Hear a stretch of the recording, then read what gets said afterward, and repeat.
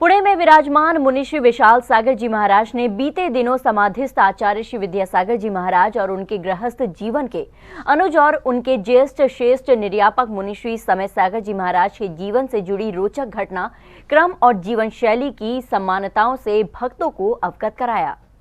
कहते हैं कि बचपन से ही पूज्य विद्याधर जो विद्यासागर जी बने, आचार्य विद्यासागर जी बने और समय सागर जी, दोनों का आप चेहरा पहचान नहीं सकते।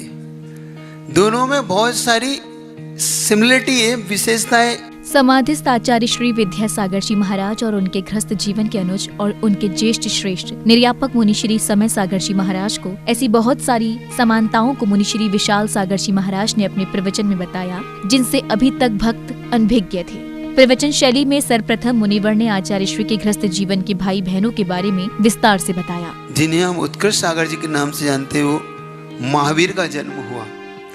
महावीर के जन्म के बाद जो द्वितीय पुत्र हुआ, वो द्वितीय नहीं अद्वितीय था, उसका नाम था विद्याधर जन्मे, जो अद्वितीय पुत्र के रूप में जन्मे। इन दोनों के जन्म के बाद दो बहनों का जन्म हुआ, शांता और स्वर्णा। शांता और स्वर्णा के जन्म के बाद दो फिर पुत्रों का जन्म हुआ, जिनका नाम शांति और अनंतरात रखा गया। अंत में दो पुत्र पुत्री और जन्मे, जिनका जन्म से असमय में स्वर्गवास हुआ। तो जब हम देखें क्रम में, तो शांतिनाथ अंतिम उनके उस पुत्र के रूप में जन्मे। आगे मुनिवर ने आचार्य श्री और ज्येष्ठ श्रेष्ठ निर्यापक मुनि श्री समय सागर जी महाराज में समानता बताते हुए कहा कि पहले तो दोनों संतों के चेहरे में ही काफी समानता है और अब तो उनकी विचारधारा भी देश को उन्नत बनाने वाली समान ही है। कहते हैं कि बचपन से ही पूज्य विद्याधर जो विद्यासागर जी बने, आचार्य विद्यासागर जी बने और समय सागर जी, दोनों का आप चेहरा पहचान नहीं सकते। दोनों में बहुत सारी सिमिलरिटी है, विशेषताएं। आप देखोगे तो पाओगे कि आप दोनों के चेहरे, दोनों का चलने का ढंग, बोलने का, और अब मैं ये कह सकता हूँ कि अब दोनों की विचारधारा भी एक जैसी, संसार को उन्नत बनाने की और जिन शासन को आगे बढ़ाने वाली ही रही और रहेगी। इसके साथ मुनिश्री ने आचार्य श्री और निर्यापक मुनिश्री समय सागर जी महाराज के गृहस्थ जीवन के घटनाक्रम को सुनाते हुए भी कहा कि बड़े भाई विद्याधर ने कैसे छोटे भाई को रोते हुए अध्यात्म विद्या का ज्ञान देते हुए शांत करवाया था।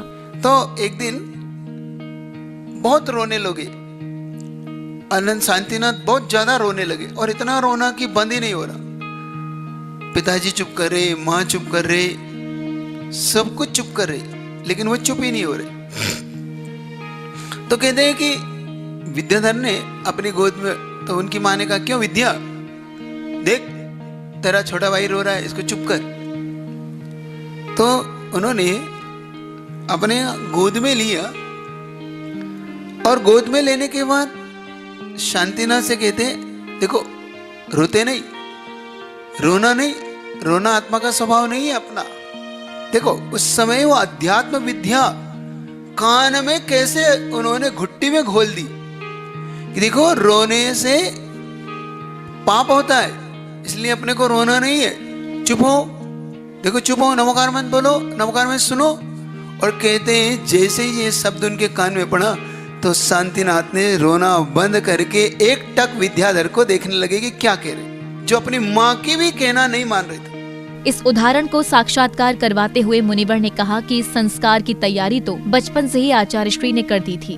उस घुट्टी में दिन शासन की महिमा को पिलाया हो, ऐसे ही ऐसे महान पद के लिए कोई ऐसे ही तैयारी नहीं हुई है। समझो, इसे देखना सीखो, इसमें दृष्टिकोण बदलो कि महान गुरु का चयन, महान पद का चयन एक महान के गुरु के द्वारा उस व्यक्तित्व का चयन कैसे होता है।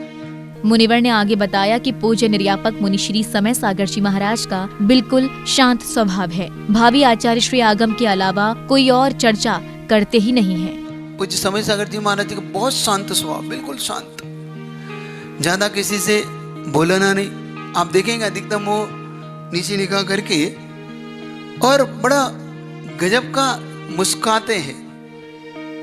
जब मुस्कुराते हैं तो बहुत सुंदर, आपको उनकी हंसी बिल्कुल आनंदित करती है, लेकिन रहने में शांत स्वभाव है। लेकिन एक बात बता रहा हूं, उनकी एक खासियत देखना, पूज्य महाराज जी जब बोलते तो वो धीरे से बोलते हैं, लेकिन इतनी गहरी बात बोल जाते हैं कि लोग आश्चर्य करते हैं कि गजब का, ये तो हमने सोचा ही नहीं था, इतना गहरा बोलते।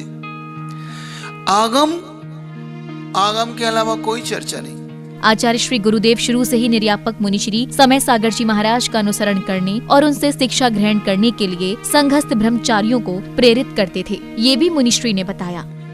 आपको आश्चर्य होगा कि संघ में जब भी पढ़ाई की बात आती थी तो पूज्य गुरुदेव बिना हिचक सारे ब्रह्मचारी को कह देते थे, जाओ समय सागर जी पास पढ़ लेना, वो तुम्हें पढ़ाएंगे, वो तुम्हें पूरी शिक्षा देंगे। उन्होंने हम लोग को वो शिक्षित किया। जब हम लोग की ड्रेस चेंज हुई तो पूज्य गुरुदेव ने मंगलाचरण करके उनको सौंप दिया कि जाओ वही तुम्हें पढ़ाएंगे, उनके पास ही पढ़ना, उनका विनय करना। गुरुदेव ने एक एक शब्द मुझे याद है, उनकी विनय करना, उनसे ज्ञान लेना और बहुत आदर और विनय के साथ ज्ञान लेना, उनके पास बैठना, उनके पास बहुत कुछ है।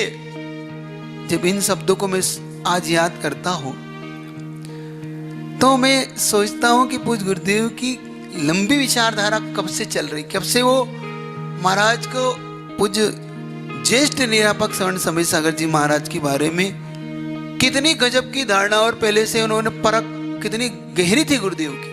गौरतलब है कि 16 अप्रैल 2024 को कुंडलपुर की धरा पर समाधिस्थ आचार्य श्री विद्यासागर जी महाराज के पद की प्रतिष्ठा होगी और निर्यापक मुनि श्री समय सागर जी महाराज भावी आचार्य के रूप में संघ का संचालन करेंगे। मुनि श्री विशाल सागर जी महाराज के प्रसंगों से इतना स्पष्ट है कि निर्यापक मुनि श्री समय सागर जी महाराज को आचार्य पद सौंपने का विचार आचार्य श्री कई वर्षों पहले ही कर चुके थे और आचार्य श्री की ये परिकल्पना 16 अप्रैल को साकार होगी। जन फोकस के लिए पुणे, महाराष्ट्र से ब्यूरो रिपोर्ट।